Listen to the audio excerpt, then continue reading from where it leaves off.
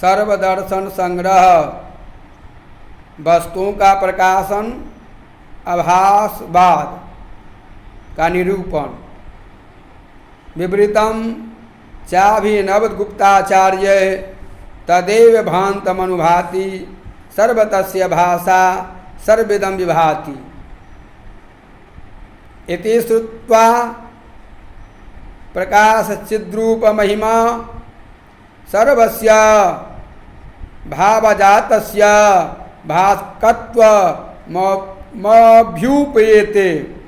ततश्च विषय प्रकाशस्य नील प्रकाश पीत प्रकाश इति विषयोपराग भेदाद भेदः वस्तु तस्तु देश काला कार संकोच वैकल्प्याद भेद एव स एव चैतन्य रूप प्रकाश प्रमादित उच्यते।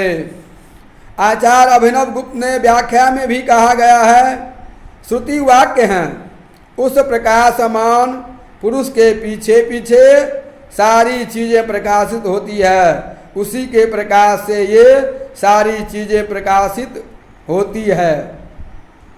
इस श्रुति का तात्पर्य है महेश्वर के प्रकाशित होने पर सूर्यादि का प्रकाश होता है। जैसे जाते हुए पुरुष के पीछे पीछे चलने वाले पुरुष की गति स्वतंत्र नहीं होती है, उसी प्रकार सूर्यादि का प्रकाश स्वतंत्र नहीं होता, उसी महेश्वर के अधीन इसका प्रकाश स्फुटित होता है।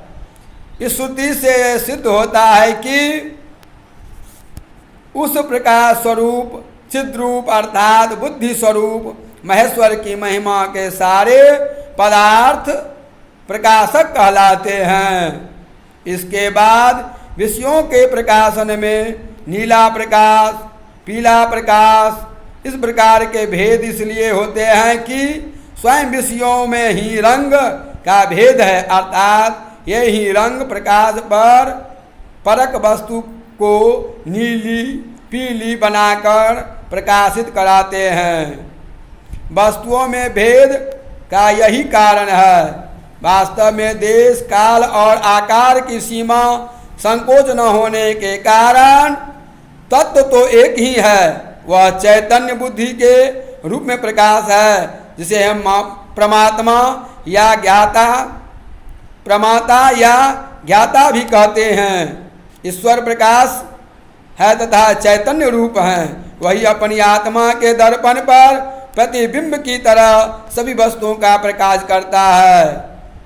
क्योंकि जब हमारा स्वरूप देखना होता है, अपना मुखारबिंद देखना होता है, उसके आगे बिंब प्रतिबिंब लेकर के अर्थात दर्पण लेकर के हम देखते हैं अपना दर्पण में, लेकिन अपना मुखारबिंद दिखाते हैं दर्पण में। मैं बिंब हूँ, मेरा प्रतिबिंब उस दर्पण में स्थित रहता है। इसी प्रकार मैं प्रतिबिंब हूँ और भगवान ईश्वर जो हैं बिंब हैं अर्थात स्थिर हैं।